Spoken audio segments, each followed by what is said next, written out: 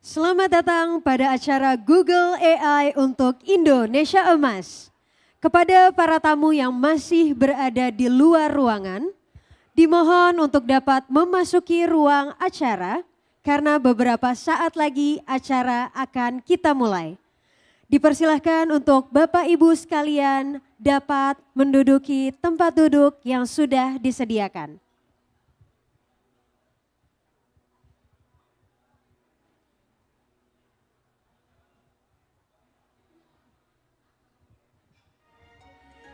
Selamat datang pada acara Google AI untuk Indonesia Emas. Kepada para tamu yang masih berada di luar ruangan, dimohon untuk dapat memasuki ruangan acara karena beberapa saat lagi acara akan dimulai.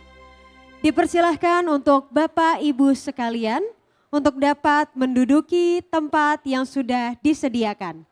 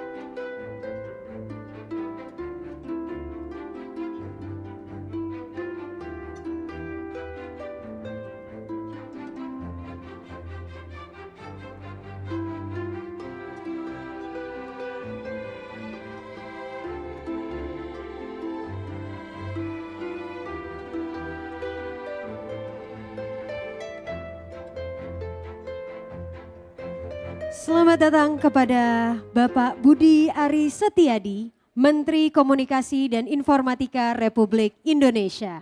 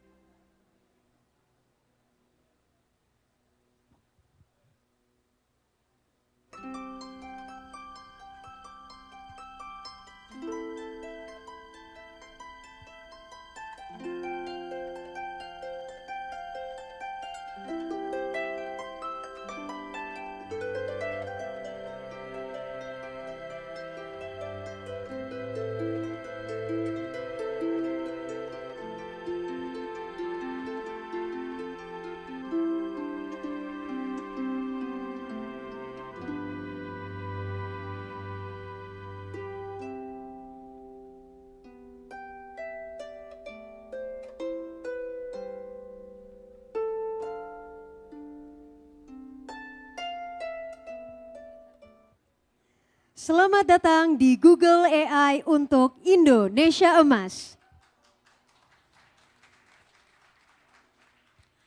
Mari kita mulai acara dengan bangkit berdiri untuk menyanyikan lagu kebangsaan Indonesia Raya.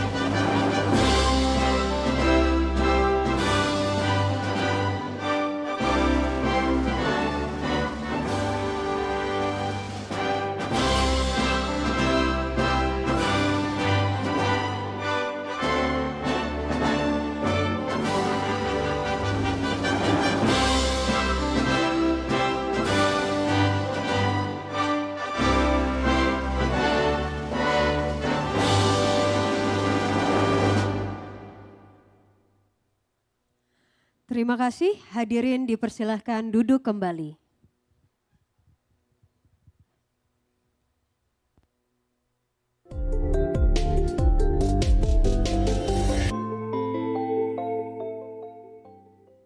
Dari awal, kami punya misi untuk terus meningkatkan taraf hidup orang sebanyak-banyaknya. Dengan sedikit bantuan, temukan jawaban.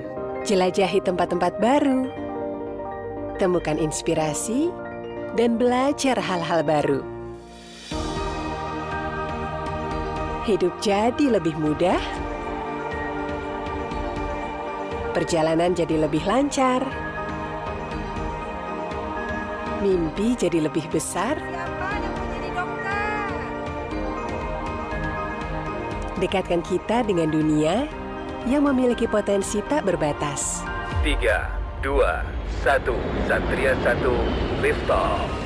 Dan untuk menyambut era baru Indonesia bersama AI, kita semua punya kesempatan yang sama untuk maju dan berkembang. Kesempatan untuk temukan solusi baru, bantu hidup jutaan anak bangsa. Cari jalan keluar ke semua tantangan yang ada. Kami sadar, ambisi berani harus diimbangi dengan tanggung jawab yang besar.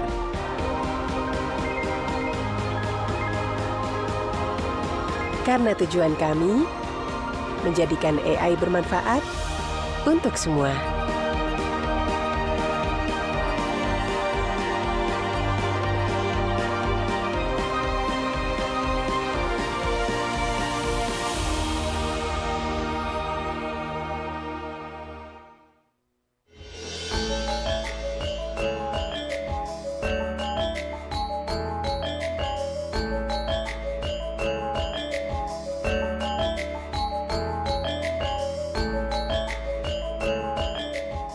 Selamat sore semuanya. Yang terhormat Menteri Komunikasi dan Informatika Republik Indonesia, Bapak Budi Aris Setiadi. Yang terhormat Menteri Kesehatan Republik Indonesia, Bapak Buni Gunadi Sadikin. Ibu, Bapak, undangan yang saya hormati, selamat datang di acara Google AI untuk Indonesia Emas. Saat membuka kantor Google Indonesia pada tahun 2012, kami memiliki visi yang jelas. Dan pada saat ini juga kami ingin mengembangkan produk dan program yang bermanfaat khususnya bagi masyarakat Indonesia. Dan hingga saat ini visi dan semangat kami tidak berubah. Dan dalam semangat mendukung visi Indonesia Emas 2045, khususnya dalam pembangunan manusia dan ilmu pengetahuan dan teknologi, serta transformasi digital, hari ini izinkan saya membagikan 3 dari banyak pencapaian penting bagi Google untuk Indonesia dari 1 dekade terakhir ini. Yang pertama, mengutamakan masyarakat Indonesia. Beberapa produk dan fitur kami dikembangkan khusus untuk mengutamakan pengguna-pengguna di Indonesia. Misalnya seperti mode sepeda motor di Google Maps yang membantu pengendara sepeda motor menemukan rute khusus motor. Indonesia adalah salah satu negara pertama fitur ini kami luncurkan. Yang kedua, melatih keterampilan digital jutaan orang Indonesia. Salah satu kreator YouTube bernama Ilham, kreator di balik Kenal Saham dari Nol, ia merupakan peserta program Akademi Edu Kreator yang dimulai oleh Kok Bisa, didukung oleh YouTube dan bekerja sama dengan Kemendikbudristek. Channelnya sudah mendapatkan 900.000 subscriber untuk membantu investor pemula sukses di pasar modal, dan ia belajar untuk meningkatkan kualitas konten pendidikannya, dan kini penayangan video dan jumlah subscribernya naik sebanyak 46 kali. Selain Ilham ada 3.800 mahasiswa, dosen profesional dan kreator di 15 provinsi yang ikut Akademi Edu Kreator untuk menjadi kreator pendidikan dan membagikan ilmunya melalui konten. Selain program untuk kreator, kami juga meluncurkan program seperti Gapura Digital dan Women Will yang secara kolektif telah melatih lebih dari 2 juta UMKM Indonesia, termasuk lebih dari 800.000 wirausahawan perempuan. Untuk pelajar dan pencari kerja, kami meluncurkan program seperti Google Career Certificates yang memberikan puluhan ribu beasiswa, dan ada juga program Bangkit yang bekerja sama dengan Kemendikbudristek Dikti, perusahaan teknologi lokal dan universitas terkemuka yang sudah melatih lebih dari 20.000 mahasiswa-mahasiswi Indonesia. Beberapa hasil final project alumni Bangkit dapat dilihat di area sandbox yang bisa langsung Anda coba.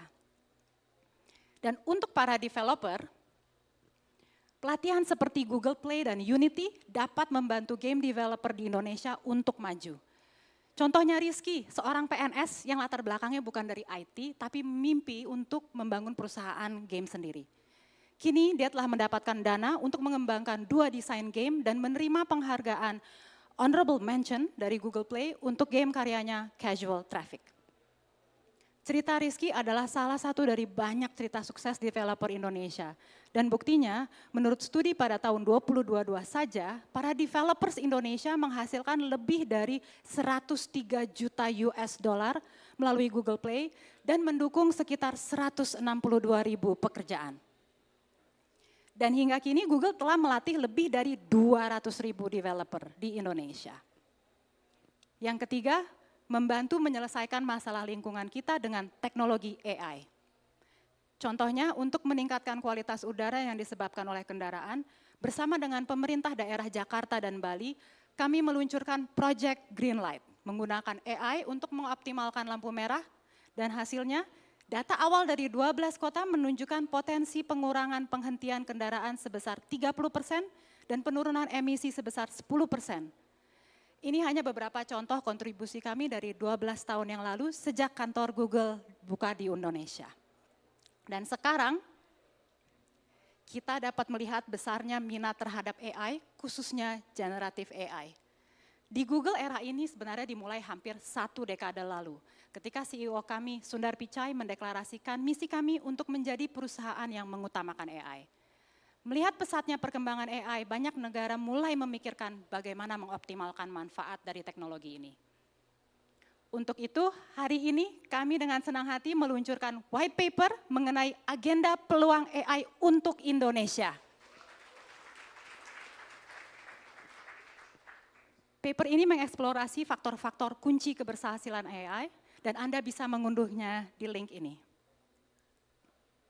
Agar segala potensi inovasi ini terwujud, ada 3 faktor pendukung yang perlu kita siapkan.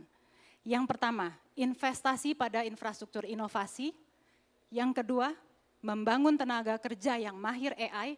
Dan yang ketiga, mendorong implementasi AI yang inklusif dan mudah diakses.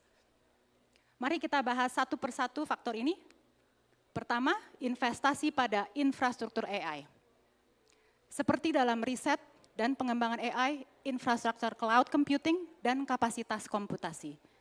Google telah berinvestasi pada 3 sistem kabel bawah laut, yaitu Indigo West yang mulai beroperasi pada tahun 2019, dan 2 sistem kabel berikutnya, Echo dan Apricot. Kabel-kabel ini meningkatkan kapasitas internasional dan kinerja internet bagi Indonesia sehingga memungkinkan pertumbuhan traffic yang berkelanjutan. Studi memperkirakan peningkatan penggunaan internet yang dikontribusikan oleh investasi infrastruktur jaringan Google akan mendorong tambahan PDB kumulatif sebesar 94 miliar dolar antara tahun 2022 dan 2026. Cloud Region kami pun di Jakarta telah beroperasi sejak Juni 2020 dan telah membantu perusahaan lembaga pemerintah melakukan transformasi digital. Bulan lalu dengan Kementerian Kesehatan kami meluncurkan kolaborasi untuk menerapkan AI dalam pelayanan kesehatan seperti kemungkinan penerapan generatif AI dalam platform Satu Sehat. Kolaborasi ini selaras dengan cetak biru pemerintah Indonesia untuk transformasi kesehatan digital dan inisiatif Visi Indonesia Digital 2045. Kedua, membangun tenaga kerja yang mahir AI. AI berpotensi mendorong pertumbuhan produktivitas di Indonesia. Berdasarkan studi, diperkirakan akan ada 2.612 triliun manfaat ekonomi untuk dunia usaha Indonesia pada tahun 2030, setara dengan hampir 13% PDB pada tahun 2022. Syaratnya diperlukan peningkatan keterampilan digital untuk mencapainya dan disinilah dibutuhkan kolaborasi antara industri dan pemerintah. Sejak Oktober 2023 kami meluncurkan Gemini Academy. Bersama Kementerian Pendidikan, Kebudayaan, Riset dan Teknologi, kami melatih hampir 7.000 guru untuk menggunakan Gemini secara aman dan bertanggung jawab di sektor pendidikan di Indonesia. Kami menerima banyak sekali cerita inspiratif dari para guru di seluruh Indonesia. Seperti Ibu Fitri dari SDN 2 Indralaya Utara, Ogan Ilir, Sumatera yang hari ini hadir juga bersama kita. Ibu Fitri, tolong berdiri Bu. Terima kasih. Setelah pelatihan Gemini Academy, Ibu Fitri menggunakan Gemini untuk membantu menyusun konten pendidikan kewarganegaraan yang lebih menarik dan aplikatif. Dan kini murid-muridnya mampu memahami pelajaran dengan lebih baik dan membuat proses belajar mengajar lebih menarik. Gemini Academy akan kembali berjalan di tahun ini dan diharapkan akan memberikan imbas kepada 20.000 guru di seluruh Indonesia. Cerita seperti Ibu Fitri menginspirasi kami sekali untuk terus memperbesar dukungan kami dan untuk membekali talenta di Indonesia yang sangat dibutuhkan untuk mendorong transformasi digital Indonesia. Untuk itu, hari ini kami mengumumkan pemberian beasiswa Google Career Certificates kepada mitra kami, yaitu program Digital Talent Scholarship dari Kementerian Komunikasi dan Informatika dan Telkom Indonesia yang dapat dimanfaatkan oleh lebih dari 10.000 pelajar pencari kerja dan profesional. Program beasiswa ini memberikan sertifikat profesional di bidang-bidang teknologi yang berkembang pesat termasuk AI. Saya undang dengan hormat para perwakilan dari mitra kami untuk naik ke atas panggung. Dari Kementerian Kominfo, Ibu Eila Alivia kepada Kepala Pusat Pengembangan Profesi dan Sertifikasi, Kementerian Kominfo.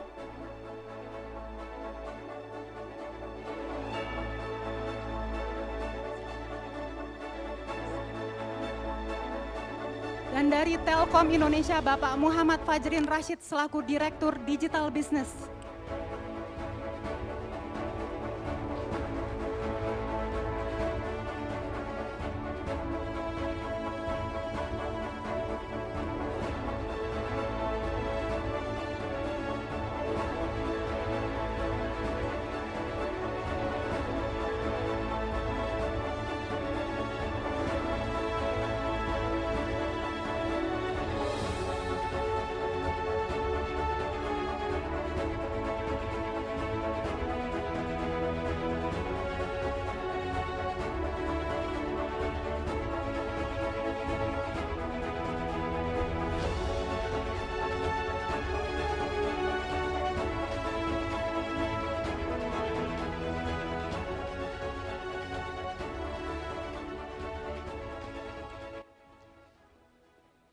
Pengumuman selanjutnya yang sangat dengan senang kami umumkan, AI Opportunity Fund senilai $15 juta dari google.org.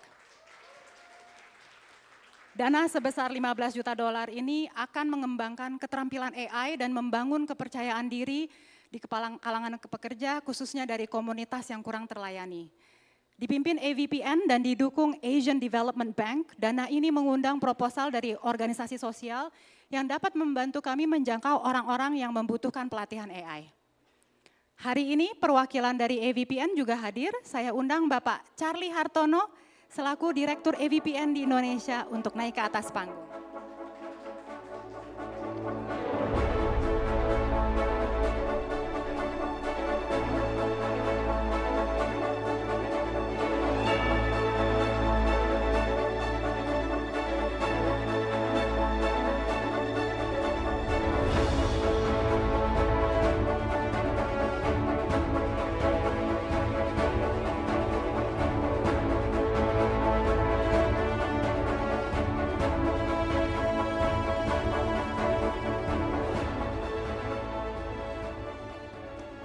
Jika Anda adalah organisasi dengan misi dan komitmen kuat untuk mendukung pekerja, atau jika Anda tahu ada organisasi di Indonesia yang mungkin tertarik, silakan minta mereka untuk mendaftar ke AVPN, linknya ada di sini.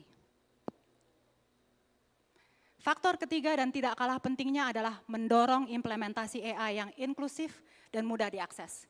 Kita harus memanfaatkan AI secara inklusif untuk memastikan akses yang adil. Untuk membantu pembuat kebijakan di Indonesia memahami dan memanfaatkan AI dalam pelayanan publik, kami menyelenggarakan AI Policy and Skilling Lab bersama Center for Digital Society, Universitas Gadjah Mada, dan Korika. Forum ini mempertemukan para ahli, pembuat kebijakan, dan pemangku kepentingan untuk bertukar gagasan mengenai isu-isu AI, teknologi, dan penggunaan AI terkini untuk meningkatkan kualitas layanan publik dan berdiskusi tentang kebijakan seputar AI. Program ini sungguh diminati dan sejauh ini mendapatkan tanggapan yang sangat positif dari berbagai stakeholder. Dan tahun lalu Google mengumumkan Gemini, model AI multimodal, dan kini Gemini 1.5 Pro, model tercanggih kami, tersedia di seluruh produk, juga di aplikasi seluler Gemini. Dan dengan senang hati kami umumkan bahwa aplikasi seluler Gemini sekarang tersedia dalam bahasa Indonesia. Untuk menutup acara ini, izinkan saya meminta Gemini membantu membuat pantun lucu penutup presentasi saya dan tolong ya dibantu cakepnya. Berkumpul di sini para pemikir, membahas masa depan yang gemilang. Teknologi AI bagaikan pelisir, membawa Indonesia menuju emas gemilang. Terima kasih atas perhatiannya, semoga presentasi ini bermanfaat dan mari bersama kita wujudkan Indonesia emas yang gemilang dan hebat. Selanjutnya, sebelum saya pamit, saya ingin memperkenalkan Alam Sehat Lestari, ASRI, salah satu penerima APEC Sustainability Seed Fund dari AVPN dengan dukungan google.org, yang akan bercerita sedikit tentang upaya mereka menggunakan teknologi AI di hutan hujan di Kalimantan. Saya persilahkan Evita Iza Dwianti, Manajer Kemitraan Alam Sehat Lestari.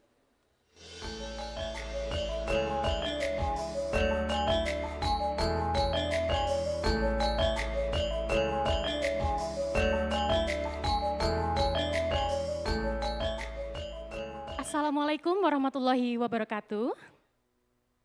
Salam sejahtera bagi kita semua, Bapak dan Ibu serta hadirin sekalian. Perkenalkan saya Evita dari Yayasan Alam Sehat Lestari atau ASRI. Izinkan saya bercerita sedikit tentang bagaimana ASRI memandang hutan. Hutan dan habitatnya punya makna yang dalam bagi kami. Indonesia memiliki bentang alam berbasis hutan yang menjadi pelindung bagi 80% keanekaragaman hayati. Maka ketika ada pemanfaatan dan penggunaan lahan atau hutan, kami yakin harus ada unsur tanggung jawab yang berkelanjutan sebagai upaya menanggulangi permasalahan hutan yang sangat kompleks. Hampir 2 dekade lalu, kami menghabiskan sekitar 400 jam untuk duduk bersama masyarakat di sekitar Taman Nasional Gunung Palung di Kalimantan Barat. Kami mencari tahu kenapa masyarakat menebang pohon. Kami juga bertanya apa solusinya agar masyarakat bisa lebih sejahtera dan alam bisa tetap lestari. Masyarakat menjawab bahwa yang mereka butuhkan adalah layanan kesehatan yang berkualitas dan terjangkau, serta pelatihan pertanian organik untuk menunjang kehidupan mereka sehari-hari. Saat itulah kami sadar menyelamatkan hutan adalah menyelamatkan kehidupan. Manusia tidak akan bisa sehat jika alamnya tidak sehat, begitu pula sebaliknya, alam tidak bisa sehat jika manusianya tidak sehat. Bersama 2 pendiri ASRI, Dr. Kinari Webb dan Dr. Hotlin Opusunggu, kami kemudian mencoba menjawab kebutuhan masyarakat di sekitar Taman Nasional Gunung Palung terhadap akses kesehatan yang layak dan perlindungan hutan melalui pendekatan kesehatan, konservasi, dan pemberdayaan masyarakat. Jejak yang ingin kami jaga hingga saat ini. Pada tahun 2023 lalu, kami mendapatkan APAC Sustainability Fund yang diberikan melalui AVPN lewat dukungan dari google.org dan ASEAN Development Bank. Bersama dengan mitra kami, Health in Harmony dan Woodwell Forest Institute, dana tersebut kami manfaatkan untuk pengembangan teknologi artificial intelligence berupa alat pemantau karbon dan forest loss yang dapat membantu kami menentukan fokus kerja akibat keterbatasan sumber daya, terutama mengidentifikasi titik-titik dan wilayah yang terancam kehilangan tutupan hutan dan karbon akibat adanya pengurangan luas lahan secara signifikan. Data dan informasi yang dihasilkan teknologi AI membuat analisis dan perakiraan menjadi lebih akurat dan efisien, sehingga kami dapat memprioritaskan lebih banyak upaya ke arah tersebut dan membawa dampak positif terhadap masyarakat di sekitar hutan.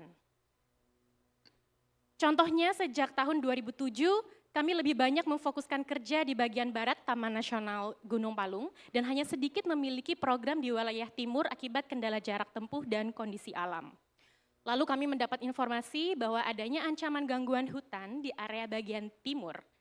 Bekerja sama dengan Balai Taman Nasional, kami mengintensifkan program kerja bantuan kesehatan dan meningkatkan kesejahteraan komunitas juga masyarakat di wilayah tersebut. Untuk memperluas skala kerja, kami sudah memulai program replikasi pendekatan yang selama ini kami lakukan di Kalimantan Barat ke wilayah lainnya di Indonesia. Kami berharap pendekatan ini bisa memberikan insentif untuk meningkatkan kesehatan masyarakat sekaligus membangun partisipasi mereka dalam melindungi hutan. Hal ini sesuai juga dengan arahan dari Kementerian Kesehatan Republik Indonesia agar kami melakukan pendekatan-pendekatan ke komunitas hutan lainnya di negeri ini. Lewat dukungan berbagai mitra dan pemerintah, kami dapat memperluas inisiatif kerja sehingga bisa lebih banyak menjangkau masyarakat.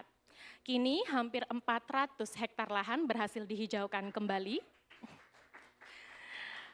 dan 615.000 pohon telah ditanam. Dampak positif juga nyata dirasakan masyarakat, lebih dari 40.000 masyarakat telah mendapatkan pelayanan kesehatan yang layak dan berkualitas. Selain itu, sekitar 1.000 orang sudah mendapatkan dukungan mata pencaharian alternatif. Salah satunya ini adalah cerita Pak Karim, rumahnya di Kalimantan Barat.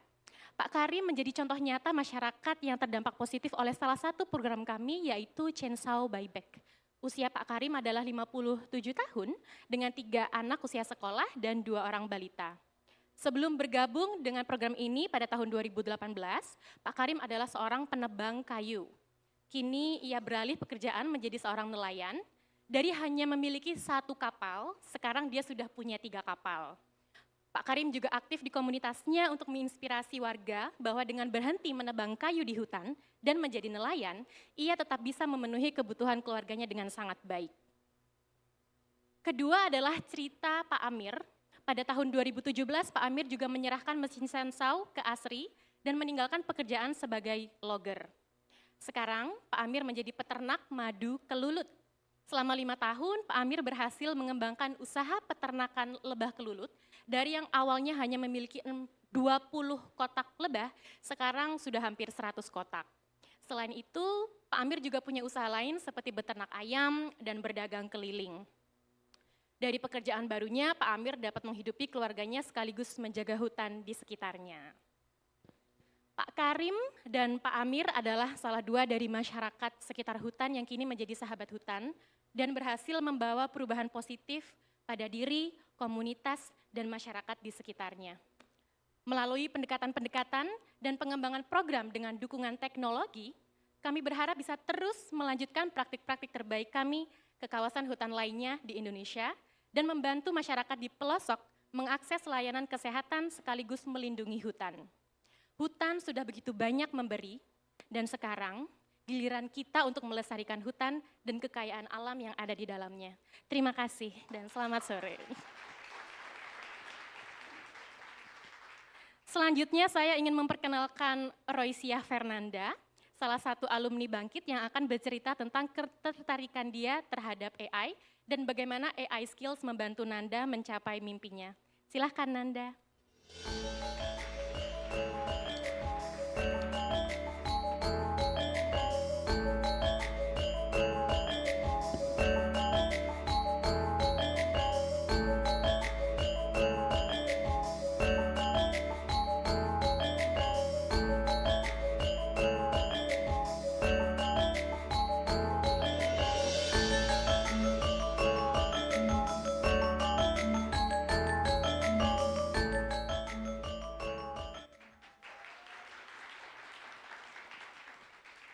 Assalamualaikum warahmatullahi wabarakatuh.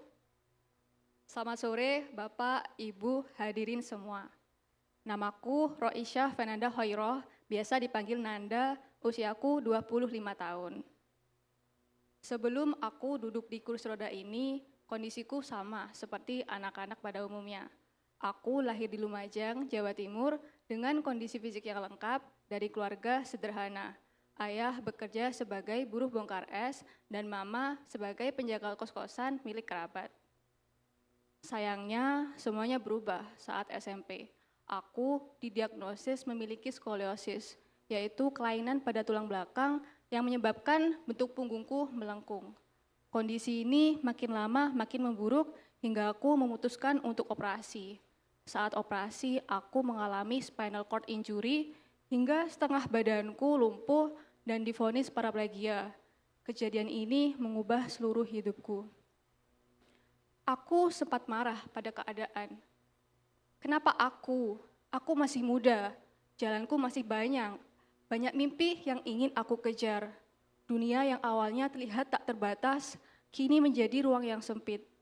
Namun di tengah keterpurukan, aku bersyukur dipertemukan dengan orang-orang baik yang terus menyemangati dan memberi motivasi.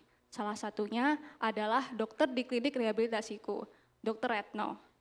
Beliau bilang, aku masih muda dan harus terus semangat. Masih banyak program belajar atau kampus-kampus yang menyediakan perkuliahan online. Berbekal semangat untuk tidak menyerah dan mengalihkan pikiran agar terus berpikir positif, aku kembali kuliah di Universitas Terbuka yang seluruh kelasnya dilakukan online. Di UT, aku mengambil jurusan statistika, ilmu yang cukup menantang tapi juga memberikan semangat baru. Saat kuliah lagi, aku seperti menemukan kesempatan kedua. Untuk menambah keahlian, aku mulai tertarik dan rajin baca artikel tentang artificial intelligence dan machine learning. Apalagi di era digital saat ini, dua skill ini sangat banyak dibutuhkan. Hingga akhirnya penelusuranku membawaku ke Bangkit program MSIB. Awalnya saat daftar, aku gak pede. Bisa gak ya aku keterima di program ini? Apalagi aku datang dari jurusan non-IT. Tapi aku merasa program ini inklusif untuk difabel sepertiku. Lalu saat aku diterima, wah seneng banget. Perjalananku selama 6 bulan di Bangkit tak hanya memperluas pengetahuan dan skill tentang machine learning, bahasa Inggris, dan soft skill seperti time management dan problem solving, tapi juga memberiku banyak pengalaman berharga. Termasuk dukungan dan motivasi dari teman-teman, komunitas, fasilitator, mentor, agar aku terus belajar dan berkembang. Aku ingin mengucapkan terima kasih pada Kak Adi Setiawan, salah satu alumni Bangkit yang juga duduk di kursi roda sepertiku, yang telah mengenalkanku pada komunitas ini. Kini Kak Adi sudah jadi AI Engineer di Kalbe. Kak Adi telah menginspirasiku untuk terus maju. Alhamdulillah, aku bisa meraih sertifikasi TensorFlow Developer. Sertifikasi global dari Google dan berhasil lulus sebagai lulusan terbaik program Bangkit Batch 1. Bangkit memberiku kesempatan untuk mengembangkan kemampuan baru, membuka mata pada dunia yang baru, dan memberiku bekal untuk menghadapi tantangan baru di masa depan. Berkat Bangkit pula, aku bisa dapat pekerjaan part-time sebagai Research and Development Assistant di Brandcore.id, sebuah perusahaan konsultasi dan pengerjaan proyek AI di Jakarta. Aku juga punya mimpi untuk membagikan ilmu dan pengalamanku pada anak muda Indonesia, terutama perempuan dan difabel sepertiku. Aku ingin mereka jangan takut untuk mencoba apapun itu. Saat ini aku menjadi mentor pada program Bangkit 2024 dan dipercaya membimbing 25 peserta. Aku juga terus mengejar cita-cita untuk menjadi pekerja profesional dengan keahlian di bidang teknologi. Kelak, aku akan berkarir di perusahaan besar dan memimpin sebuah tim. Kami akan berbagi passion yang sama untuk memajukan machine learning di Indonesia dan dunia. Dan yang terpenting, aku harus terus tumbuh dan semangat menggali potensi diri agar bisa membawa kehidupan yang lebih baik untuk keluarga dan komunitasku. Akhir kata, terima kasih yang sebesar-besarnya untuk semua yang tak pernah lelah memberikan dukungan, semangat, dan motivasi untuk Nanda hingga hari ini. Kepada Bapak dan Ibu yang sudah memberikan kepercayaan, juga kepada Bangkit yang telah memberiku kesempatan dan mendorong aku untuk selangkah lebih maju dalam menggapai cita-cita. Juga kepada keluarga, Terima kasih ayah sudah mengantar dan menemani putrinya ke Jakarta. Doa dan restu ayah dan ibu menjadi kekuatan bagi Nanda untuk ingat bahwa keterbatasan ini bukanlah halangan. Selama ada semangat, tekad kuat, dan kerja keras, tak ada yang tak mungkin untuk Nanda capai. Sekali lagi, terima kasih.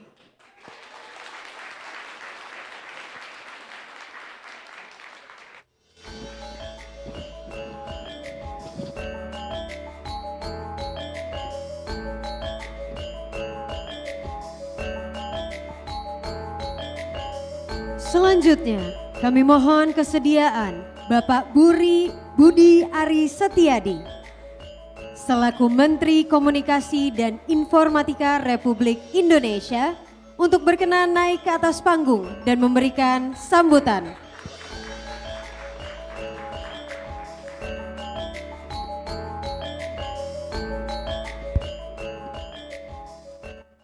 Assalamualaikum warahmatullahi wabarakatuh. Shalom, Om Swastiastu, Namo Buddhaya, salam kebajikan, salam sehat untuk kita semua. Izin Pak Menteri Kesehatan, karena semuanya harus izin Menteri Kesehatan. Karena Menteri Kesehatan yang menentukan kita waras atau tidak waras. Mudah-mudahan Pak Menkes mendiagnosa saya waras. Bapak Menkes, Bapak Budi Gunadi Sadikin, Vice Presiden Hubungan Pemerintah dan Kebijakan Publik Global Google, Mr. Karan Bhatia, Direktur Hubungan Pemerintah dan Kebijakan Publik Google Indonesia, Mbak Putri Alam. Saya manggilnya Mbak, nggak mau Ibu karena Ibu agak tua. Serta Bapak Ibu hadirin sekalian, Pak Fajrin, Direktur, serta Bapak Ibu hadirin sekalian yang mohon maaf tidak bisa kita sebutkan satu persatu. Saat ini Indonesia berada pada titik penting di mana teknologi dimanfaatkan untuk mendorong inovasi dan pertumbuhan ekonomi nasional.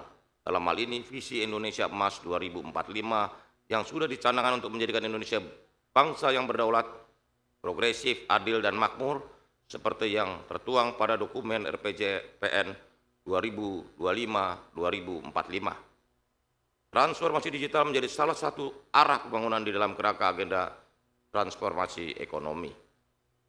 Guna mendukung dan merealisasikan agenda tersebut, Kementerian Kominfo telah meluncurkan visi Indonesia Digital 2045 dengan infrastruktur digital sebagai fondasi utama yang menopang 3 pilar arah pembangunan Indonesia di bidang digital, yaitu ekonomi digital, pemerintahan digital, dan masyarakat digital.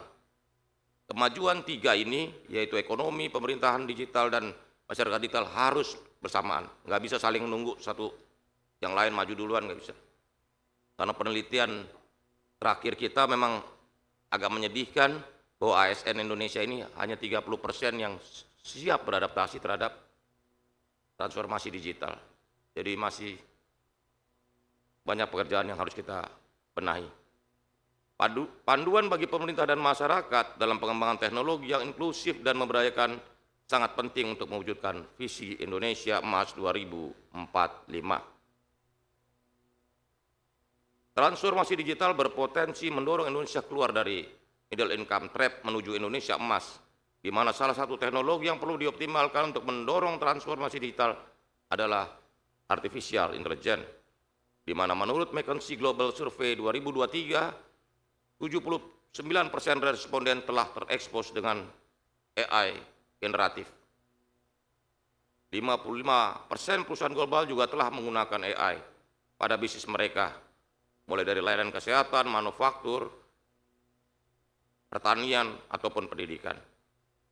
Besarnya potensi AI juga dapat dilihat dari kontribusinya pada PDB global yang diprediksi akan mencapai 13 triliun US dollar di tahun 2030, di mana 1 triliun US dollarnya dikuasai oleh ASEAN di tahun 2030. Indonesia berada pada peringkat keempat dalam indeks kesiapan integrasi AI pada layanan publik menurut penelitian Oxford Insight di 2023. Jadi lumayan juga nih kesiapan kita. Dengan estimasi kontribusi AI bagi PDB sebesar 366 miliar US dollar di tahun 2030. Tidak dapat dipungkiri bahwa pesatnya perkembangan AI akan menggeser kebutuhan skill dan jenis pekerjaan. terlihat dari proyeksi hilangnya 83 juta pekerjaan dan kemunculan 69 juta pekerjaan baru. Akibat dari AI dan machine learning serta kebutuhan literasi teknologi yang semakin krusial. Oleh karenanya, penting untuk membangun keterampilan AI dan kemampuan berpikir kritis, baik melalui pelatihan keterampilan maupun melalui platform pembelajaran online, workshop, dan kolaborasi antara lembaga pendidikan dan industri. Kalau dalam diskusi, saya sering diskusi sama teman-teman saya di Kominfo, satu hal yang saya takut dari AI ini, ketika AI bisa berfilsafat. Ketika AI bisa berfilsafat, udah nggak diperlukan lagi manusia. Karena baru minggu lalu saya dari Jenewa, kesimpulannya adalah AI ini harus tidak against terhadap people dan humanity. Saya terjemahin people, bahasa Indonesianya apa? Maksud kita ngomong bahasa Indonesia, AI tidak mengganggu rakyat dan kemanusiaan, kan nggak nyambung. Akhirnya kita pikir ya udah, AI harus tetap menjaga manusia dan kemanusiaan. Itu bagian yang paling mendasar dari AI yang menurut keprihatinan saya nanti semuanya AI. Kalau dalam film-film imajinasi kita ntar bukan manusia menciptakan robot, tapi robot menciptakan robot yang lebih canggih dari dia. Ini kan akan mengganggu kemanusiaan kita. Bapak, Ibu, serta hadirin sekalian, merespon kondisi tersebut, berbagai organisasi internasional dan negara telah mulai menyusun tata kelola AI, di antaranya UNESCO Recommendation on the Ethics of AI yang membahas etika pengembangan dan penggunaan AI berdasarkan prinsip keamanan, proporsionalitas, HAM, dan keberlanjutan. Di tahun 2024, PBB juga telah menekankan prinsip inklusivitas dan HAM dalam pengembangan AI melalui inisiatif Global Digital Compact dan United Nations General Assembly Resolution on Seizing the Opportunity of Safe, Secure, and Trustworthy Artificial Intelligence System for Sustainable Development, di mana Indonesia turut menjadi salah satu negara sponsornya. Beberapa negara juga telah mulai menyusun tata kelola AI dengan nilainya masing-masing, seperti Singapura, Tiongkok, Brasil, Amerika Serikat, serta Uni Eropa yang menekankan aspek HAM dan dukungan terhadap inovasi. Indonesia percaya bahwa tata kelola pengembangan AI harus disesuaikan pada prinsip transfer of technology and knowledge. Hal ini memungkinkan Indonesia dan negara berkembang lainnya untuk berpartisipasi aktif dalam rantai pasok AI global. Jadi tidak hanya terbatas sebagai pengguna atau follower saja. Karena itulah pengembangan AI perlu berlandaskan pada 3 aspek, yaitu people yang menekankan pada penyiapan SDM ahli untuk pemberdayaan dan kemajuan masyarakat. Yang kedua adalah policy, berupa kebijakan untuk memastikan ekosistem AI yang aman dan produktif. Dan platform melalui penciptaan platform yang mendorong kolaborasi bagi para pemangku kepentingan untuk menghadirkan ekosistem AI yang inklusif. Bapak, Ibu, serta hadirin sekalian, saya ucapkan selamat bagi Google atas terselenggaranya Google Impact Day hari ini. Saya juga mengapresiasi berbagai inisiatif kerjasama Google dalam meningkatkan sumber daya manusia digital dan pembangunan infrastruktur digital di Indonesia. Sejalan dengan diskusi yang baru saja kami laksanakan dengan Bapak Mr. Karan Bhatia, kami berharap agar ada lebih banyak lagi kerjasama dan inisiatif dalam pengembangan kapasitas dan produksi pengetahuan antara Kominfo dan Google. Bersama mari kita wujudkan ekosistem AI yang produktif, aman, dan inklusif, dan tidak menghilangkan manusia dan kemanusiaan. People and humanity. Wassalamualaikum warahmatullahi wabarakatuh. Shalom, Om, Santi, Santi, Santi, Om, Namo Buddhaya. Terima kasih kepada Bapak Budi Aristiadi selaku Menteri Komunikasi dan Informatika Republik Indonesia. Dimohon untuk tetap di atas panggung karena sebentar lagi kita akan melangsungkan foto bersama Dan kami turut mengundang memanggil kesediaan untuk bergabung ke atas panggung Ibu Putri Alam, Direktur Urusan Pemerintahan dan Kebijakan Publik Google Indonesia, Ibu Vanli Tanto, Country Director Google Cloud Indonesia, Bapak Charlie Hartono, Direktur AVPN Indonesia, Bapak Muhammad Fajrin Rashid, Direktur Digital Business, Ibu Eila Alivia Marani, PLH Kepala Pusat Pengembangan Profesi dan Sertifikasi Kementerian Komunikasi dan Informatika Republik Indonesia, Bapak Gita Wirjawan, Pendidik, Pengusaha dan Mantan Menteri Perdagangan Republik Indonesia, Bapak Budi Gunadi, Menteri Kesehatan Republik Indonesia, dan Mr. Karan Bhatia.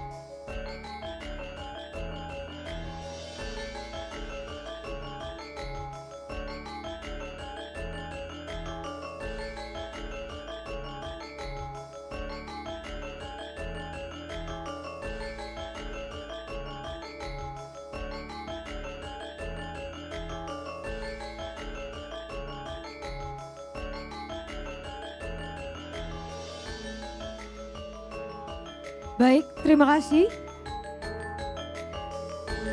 Untuk seluruh jajaran, dipersilakan untuk kembali ke tempat masing-masing.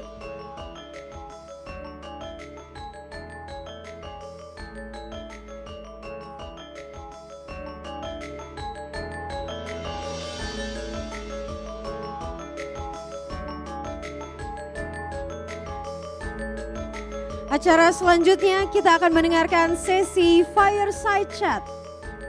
Kami ingatkan kembali jangan lupa untuk menggunakan alat penerjemah apabila diperlukan. Di channel 1 for listening in English, channel 2 untuk bahasa Indonesia. Kita akan mendengarkan sesi Fireside Chat mengenai peluang kecerdasan artifisial untuk Indonesia Emas 2045 bersama para narasumber yaitu Bapak Gita Wirjawan selaku pendidik, pengusaha dan mantan Menteri Perdagangan Republik Indonesia, Bapak Budi Gunadi Sadikin, Menteri Kesehatan Republik Indonesia, Mr. Karan Bhatia, Kepala Urusan Pemerintahan dan Kebijakan Publik Global Google. Assalamualaikum warahmatullahi wabarakatuh. Ladies and gentlemen, it's a real honor and privilege for me to be here at a Google event, and I'm sitting on stage with two very dear friends of mine whom I've known for a long time. Pak Budi, it's a real honor, suatu kehormatan. Karan, it's a real honor. Let me start off with Karan, just to set the tone a little bit, right? In the past few decades, it feels like we've been traveling through a tunnel, right, where we've been exposed to what we call the Moore's Law, where capacity has increased, size has decreased at a predictably constant rate for the last few decades. And it feels to me and to humanity as if we're at the end of the tunnel, where things are becoming much more exponential in terms of growth. I want to seek your wisdom and views in terms of whether or not this exponentiality will be net good for humanity, or if you think that there is some risk, how do you think we in Indonesia should mitigate the risk of this not becoming net positive for humanity? Please. First of all, what an honor to be on this platform with both of you. Thank you so much, and thank you for all for being part of this special day. I think your description of sort of that geometric increase leading up exponentially, Pak Gita, feels resonant with me. And I'll tell you, at Google, there is a palpable feeling of excitement at the moment we are in. I was not with the company when the company was founded 25 years ago, but the only thing I can analogize it to from those who have been with the company for a very long time was the inception, that beginning internet phase where there was this sense of velocity being reached. And I think we're seeing that again now, notwithstanding the fact that Google has invested in artificial intelligence for many years. It's in many of our products already. There is this sense of something special going on right now. Having said that, I think your depiction of this as being a moment that requires careful thought is exactly right, because this is technology that is enormously powerful, that can do wonderfully impactful, good things for society. We think about the way it is being utilized in the health space, for instance, to address food security issues, to address climate change. These are things that our technologists and scientists are working on right now. At the same stage, we acknowledge that there are risks. There are risks of disinformation. There are risks of privacy that are raised by this.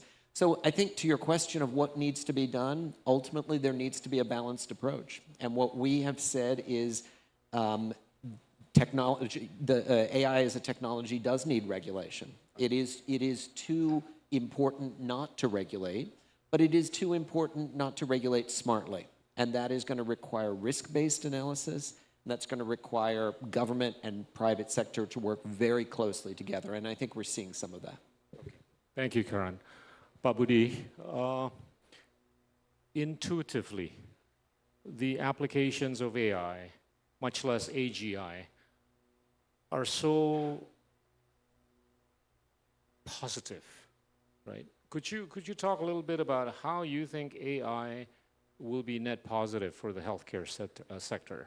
I mean, what strikes me is that, you know, at the rate that the number of doctors per 1,000 people is still below 1, AI is something that could probably help boost in a much more accelerated manner. But can you talk a little bit about that, and also talk about how you think AI could be very supportive to the healthcare sector going forward? Before answering that question, I would like to share with you intelligence, wealth, and health. So every human being has aspirations to be rich. They don't want to be poor. Every human being have an aspirations, they want to be smart, not to be stupid. Every human being has an aspirations to be healthy, not to be sick. But if you ask every human being, if you have to prioritize, which one you most afraid of? To be poor, to be stupid, or to die? The answer is very clear. The priority is, I don't want to die first before you. Even in Indonesia, everybody believe God and love God. If I ask, why don't you see God first? Oh, no, you see God first, not me. So it's very important that health is priority, even on top of intelligence. So now, what is the role of artificial intelligence, or I would like to say augmented intelligence on health? Ladies and gentlemen, I'm a physicist by training.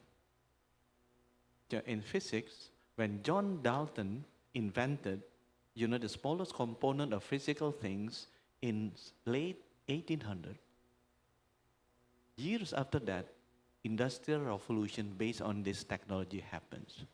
Transistor technology, laser technology, nuclear technology, nuclear energy, and nuclear bomb, and change humanity forever. Years after that, history repeats itself. There is an engineer, AT&T Bell Lab, invented the smallest component, not physical things, but smallest component of informations. I have to say this because in front of Ministry of Telecommunications, called binary digits or bits. This invention of the smallest component of information, years after that, is followed by industrial revolutions on microprocessor technology, computer technology, hardware, software, Lotus 123, Google, Internet, TikTok. They change humanity forever. As a banker, I see another pattern is repeating itself. In mid-90s, Watson, Crick, Rosalind Franklin invented the smallest component of living things called DNA. So I believe now, the technology starts coming in, monoclonal antibodies, mRNA vaccine, gene therapy, gene editing. This will change, humanity forever also. Now, you have to understand the numbers. Human gene is 3 billion pairs. You have seen the spine problem that our unlucky friends has. That's related with a neuron. Neuron is like a control system in our nerve system. Human has 86 billion neurons, and most of them stay in the brain. Our body consists of 30 trillion cells and 37 trillion microbiome inside our body. So if you want to understand how human body works, which one is healthy and which one is not, you have to do massive permutations and combinations of 3 billion DNA, 86 billion neurons, 30 trillion cells, and 37 trillion microbiome. Can you imagine if you use a normal empirical method to learn it? You need massive capacity of artificial intelligence. You need intelligence much more than, playing chess or, doing, making a programming language using ChatGPT. You need very massive artificial intelligence to understand how human body really works scientifically and deliver the best healthcare services to human being. So you sound very optimistic that AI is going to be able to help accelerate the progress of humanity in the context of healthcare, right? The last thing that one wants to do is to die stupid, right? It's better to die poor as opposed to die stupid, right? But to use your description of, how our neurons work and all that, right? I think there is an understanding that we do not have enough doctors, right, in Indonesia. How do you see AI being able to help remedy and medicate or even prevent illnesses going forward? I had to say that, but for me it's good because medical services, healthcare services, is something, the industry, the sector that will be hit badly by augmented intelligence, by AI. It will be hit badly. And all the healthcare professionals, including the doctors, need to see the reality. It is like when, during our time in Bandung, we have a musical store called Aquarius, very famous with the CD. When the Apple iPod coming in with the digital stream and then going to Spotify, etc., this business is gone. So this similar thing can hit the medical services so badly. Why? Because for hundreds of years, healthcare services is very empirical. The doctors learn from the previous doctors learn from the previous doctor, how do you treat a diseases. I give you an example, heart disease. Previously, the doctor used stethoscope. Listen to your heart. Oh, I think you have a heart disease. How do you hear this one? How do you know that you have a heart disease? Oh, because the sound of your heart is like this. How do you know that it's heart disease? Because I learned from my doctor, my previous teacher, that when your heart sounds like this, then you have a problem. Technology evolved. So physicists found the electrocardiogram. So you see the pattern of your chart. And then technology also increased. There's a CT scan. A radiologist found the technology. So you can scan your heart and see where is a plaque. And then, the latest technology is the biotechnology. You can take the gene of your body and say, if mutation happens in this gene, that gene, then most likely you can get a heart disease. So that is what I said. This will disrupt massively the healthcare sector. That's why when I successfully convinced WhatsApp to work with Indonesia during COVID to give a free, WhatsApp services, Bill Cartwright, and then we also invited Elon Musk to come to Bali to sign the agreement to have the connectivity of our 10,000 customers, 7,000 islands. which is I'm very glad I got support from the Ministry of Telecommunication, because otherwise I'll be eaten by the telecommunication industry. I failed several times to get into Google, to convince Google, hey, give me the geotagging services, because otherwise I can map the Indonesian population in which villages you have a certain kind of disease. But I got it, because I met with your Google Health President, what is Karina? In San Francisco. So I strongly believe this artificial intelligence will massively change and disrupt the future of healthcare. Thank you. That's encouraging. Karan, you came up with a white paper, which basically talks about the development of the soft infrastructure, the development of the non-soft infrastructure, and making sure that it's going to be comprehensively adopted, inclusively. How do you translate those into concrete numbers or figures for Indonesia's sake? Just draw the picture in terms of what could happen in the next 5 to 10 years for Indonesia in the context of your white paper. So the paper that you allude to that was represented, and for those of you who haven't had a chance to look at, please, I'd encourage you to do so, is really based on what we've seen around the world, and then specifically deep diving into Indonesia, which we feel has really a remarkable opportunity to be at the forefront of innovation, certainly in the region and potentially more broadly in Asia and globally. The three areas that it suggests we need to focus on, and by we, I mean we Google, I mean we the private sector, I mean we public sector working with private sector. Our first, infrastructure. The reality is that AI is a wonderful, marvelous technology, but if you are not connected, you will not be the beneficiary of it. And so there needs to be that basic level of connectivity. That needs infrastructure, including the subsea cabling infrastructure that we've talked about.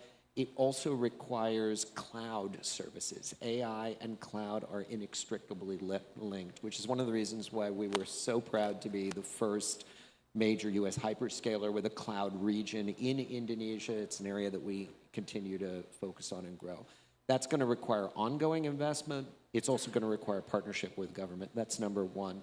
Number two, and you alluded to this before, is skilling and training. The reality is that AI is a remarkably democratizing technology in that you don't need to be able to read to all of a sudden, or write, to be able to be connected into the body of information that the internet represents. You speak orally into it, you draw a picture, and AI will understand it. But there is a level of basic training that I think everybody is going to benefit from as they think about the evolution of their own jobs and careers. So there's more that needs to be done there. Again, we at Google are delighted today. We've announced, in addition to everything else, that we are going to be launching 10,000 new, what we call Google Career Certificates focused on artificial intelligence in partnership with the ministry. That's an example of what we need to do more of, I think. And then the last is sort of the mindset change of government and the private sector leaning into AI-based solutions. It means the adoption. The minister described brilliantly, I think, how AI is going to be revolutionary in terms of the clinical solutions that are going to be possible. But it is also going to be revolutionary in terms of the back office. You know, all of the paperwork, all of the electronic records that really are core to an effective system. It's a space that we've been working with the Indonesian government with. So that's sort of an example of the adoption of AI-based solutions. I think it's something that Google can facilitate and needs to lean into, and the public sector does as well. Thank you. I've got a prompt that says that we've got only 4 minutes and 32 seconds left. So that means I only have one more question for the both of you. Right? Let's talk a little bit about what's been happening in the last few years, right? We're seeing a massive exponential progress in AI leading up to AGI. When we're hearing the news of company A, company B, company C recruiting, they have every intention of basically scaling up in the billions, if not tens of billions of dollars, if not hundreds of billions of dollars. You take a look at the VC investment in AI in the US in 2021 or 2022, it would have been about $36 billion. In Asia, it would have been about $26, $27 billion. In Europe, it's $8 billion. Most of Asia is really China. There is this belief that AI, the benefit of AI is going to accrue to anybody that has the wherewithal to spend or invest. How do you think we're going to be able to get the capital, the economic capital, so that we can properly scale with AI so that the benefits accrue to us, not just to China and the US? Maybe Pak Budi first. Yeah, first, for me, AI is a tool, but they need to learn. I give you an example what we are doing in Indonesia. We do standardize and digitalize the X-rays, DICOM format. So we can ask AI machines to study which one X-ray result that has tuberculosis potentials. Yes, maybe the AI is developed in Australia, but the problem is Australians are so healthy. So then run their AI machine to learn tuberculosis, they don't have enough samples, right? We're in Indonesia, we are very unhealthy, 1 million tuberculosis, so we did Indonesia Maker. And I'm a banker, so I lend to all the startup company, the venture capital, private. So I understand the value. So maybe you don't have the value in programming, but you have the value of the data. Because we have, genome, blessed by God, we have genomic variety and very fast biodiversity. Because we have a Weber line, Wallace line, and something in the middle. So it is very important that Indonesians get the value because we have the raw data to be learned. And AI is not only the machines. They need the knowledge. And the knowledge comes from information. And we do have information. As long as we are not stupid and we understand the value of information, like, the songwriter understand the value of the tunes, of the video clips. And they put a mechanism like an IP mechanism on it. So make sure when Google want to deal with me on an IP, I understand where the value is. Because I understand exactly the value of my information that will be used by you and you will sell it out. Yeah? But I would like to close like this. Yeah? Somebody told me, Budi, AI is a tool. Can be used as bad or good, like a knife. You can use to cut fruit, or you can snap people. Or like a rope. You can use to tie things, or you can hang them on. It depends on the usage. I don't agree with that.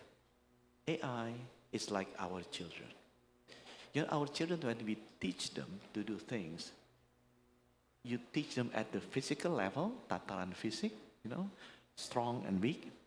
And then you teach them at the intellectual level, where more AI is here, because AI is the strongest. They can work 24 hours without stopping. But the intellectual level, to differentiate between, smart and stupid. But also you have to teach your kid at the emotional level. You understand, it tastes good, it doesn't taste good. It looks beautiful, it doesn't look beautiful. That is the next teachings that we need to teach AI. But the most important things, any human being, we understand, we have to teach our children at the fourth level. Physical level, intellectual level, emotional level, but also at the spiritual level, where we teach our children what are the good things and what are the bad things. So my challenge to me is whether these AI engineers understand that AI is like a living thing. So you have to teach them not only intellectual level, but also you have to grow to emotional level. And when they become very smart, you have to think how to teach AI at spiritual level. So they understand the difference between good and bad and make always a good decisions. So have a wonderful life and don't forget, stay healthy.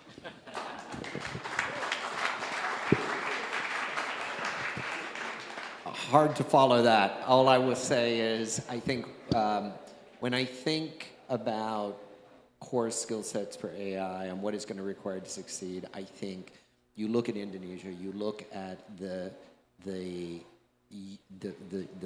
population, particularly the young population, how it is tech focused. You look at these incredible stories of these Bangkit graduates and the innovation they are bringing.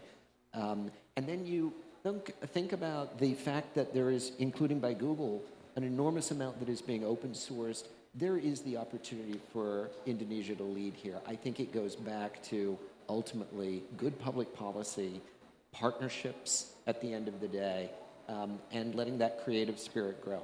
And I think certainly at Google, we're very optimistic and committed to leaning into that. Thank you. Well, let me just end with, the remark that I think it's important to make sure that AI is going to help us in not becoming sick, poor, and stupid, right? But I want to add one more, unhappy. I think it's better to die happy, rich, healthy, and wealthy. Thank you very much, ladies and gentlemen. Wassalamualaikum warahmatullahi wabarakatuh. Kami telah selesai mendengarkan sesi Fireside Chat mengenai peluang kecerdasan artifisial untuk Indonesia Emas 2045. Terima kasih kepada ketiga narasumber yang sudah melaksanakan Fireside Chat. Hadirin sekalian, ini adalah sesi terakhir dari rangkaian acara Google AI untuk Indonesia Emas. Para hadirin dipersilahkan untuk menyantap hidangan yang telah disediakan di area foyer luar. Terima kasih kepada para pembicara dan narasumber yang telah menyempatkan waktunya untuk hadir di acara ini. Akhir kata, saya mengucapkan terima kasih atas perhatian dan kehadiran Bapak dan Ibu di acara ini. Kami mohon maaf apabila terdapat kesalahan dan sampai bertemu di event Google berikutnya.